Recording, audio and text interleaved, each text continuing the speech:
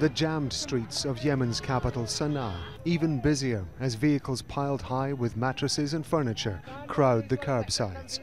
Many of the people in them have driven south from their homes in Hodeidah, trying to find safety in places like this high school. I came from Hodeidah to Sanaa because of the airstrikes. I used to live in El Rabta, close to the airport. They told us there is an organization where we can register as refugees over here, but God knows. I used to live next to the airport fence, but when we saw all these random airstrikes that shook and scared the people, we tried to move to a safe city. This is what they're running from. Convoys of fighters said to be heading towards Hodeidah to support the Saudi-Emirati coalition as it tries to seize control of the city and its port from Houthi rebels. The coalition says Iran has been smuggling weapons through Hodeidah to the rebels. Iran and the Houthis say that's not true.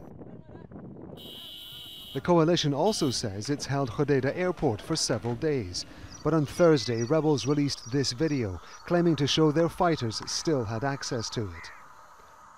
At the school in Sanaa, people from Hodeidah line up to register for shelter, food and medical help.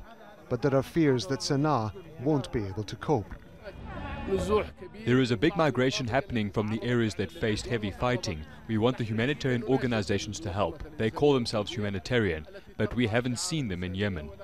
These families have found temporary shelter from the fighting in Hodeidah, but the resources of Sanaa are being stretched to the limit as more refugees arrive. Rob Matheson, Al Jazeera.